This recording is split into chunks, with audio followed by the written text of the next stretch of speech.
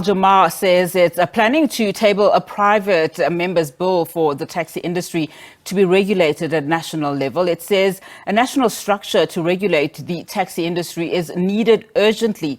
The party says the recent dispute between the South African National Taxi Council, SANTACO, and the city of Cape Town is evidence that intergovernmental efforts to regulate the industry are not working.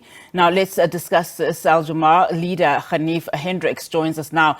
Mr. Hendricks, thank you so much for your time this afternoon. Just talk to us about what you are currently proposing, particularly after we saw the violent taxi strike in Cape Town.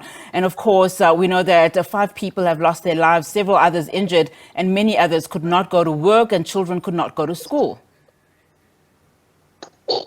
Yes, I have to brief the advocate allocated by Parliament to get the ball rolling with this legislation. And I will explain to him that there's a disagreement over the legislation governing the impoundment of vehicles, especially taxis.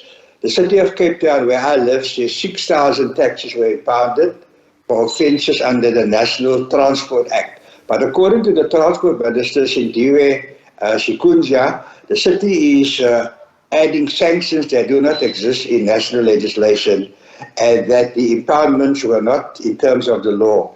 The discretionary powers given to ordinary law and traffic officers, making them an enforcement officer, an arresting officer, a prosecutor, a magistrate, and taking away a person's freedom and livelihood, has been at the heart of the taxi mayhem that hit Cape Town and the Western Cape for 8 painful days. They even break windows without a court order. My instructions will be to mitigate the discretionary powers and still ensure the best road safety possible. You cannot have a municipality defy the directive of the Minister of Transport. There must be consequences for this defiance, as it amounts to treason. The Minister of Transport is member of Cabinet, is appointed by the President of the country, and the municipality just don't have that powers to override the President, the Cabinet, and the Minister of Transport. So we've also written a personal letter to President Ramaphosa to deal decisively with the 3 tiers of government and SANTACO. So all parties must have known that there will be mayhem, and they must have known that there will be loss of lives and buses will be burned, and that 750,000 learners will be harmed on the eve of preparing for end-of-year examinations. So this was a fight between business partners using learners as pawns, and SANTACO and the city are shareholders in the My City business venture. To assist the Minister of Transport with her take that there should be national structure to control the taxi industry, I've taken the first steps for a private member's bill, and the Speaker will call for comments within 30 days before my draft amendment has had its first reading in Parliament. Mr. The Hendricks, 3 tiers of governance, SANTACO, yes? Mr. Hendricks, I think that is a good effort. It is a first step, though. I mean, we know that this has been long in the making in terms of calling for long-term solutions as it relates to the taxi industry. Should the discussion now not be focused more on just, an integrated public transport system? Because we are focusing on taxis, but the reality on the ground is thousands of people were left destitute, as we said, including school children, including workers. Should we not be looking at a long-term solution in the value system, a long-term solution for the entire public transport system? Yes, I agree with you, and I want to use the example in Venice. You fly to Venice by airplane, you land on the sea, a boat takes you to the harbor, a train takes you to the suburb you want to be, and then the taxi takes you to your hotel. So that's a nice integrated system. So in our particular case, we know that we need My City buses in Cape Town. We also know that we need taxis. We also know that we need transport for learners to go to school.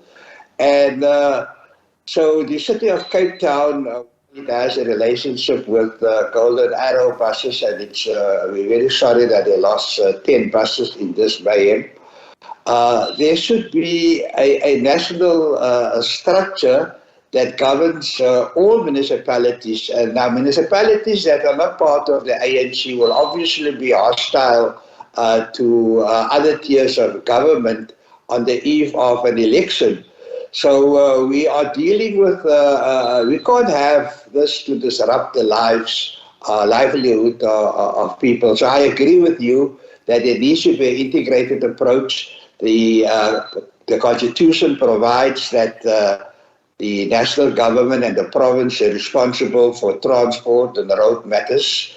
They should not delegate it further. They should work closer together. So Jama-ah is calling for the legislation for a closer relationship between the provinces and national government.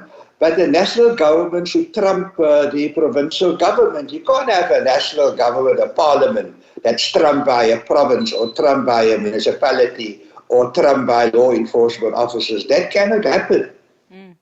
And will you also, you obviously mentioned 2 public transport systems that we currently have in the country. What about the rail system? We know, of course, that this will help and will go a long way. And that is national government's duty to make sure that we have a functional rail system that will help commuters. Yeah, I agree with you. And that is why people are saying that South Africa is a failed state, because it doesn't have an effective railway system. So a railway system will obviously be a key to a transport policy, because it's cheaper and it is effective and it can take many people. So at the beginning there should be a very effective rail system, a commuter system. And then, like I said earlier on, supplemented by like in Cape Town, a My City bus operation, because trains can't get into townships and squatter camps where people need to return from work. So we do need an integrated system. And while my approach at the moment is just with regard to the impounding of taxis, the focus of my amendments to the Transport Act, there will be a 30-day period where the 3 tiers of government and the public and the media can make representations to the Speaker, and certainly they can go much wider. But Jama-ah is at the moment just focusing on the impounding of taxis, because that has caused major mayhem and disruption.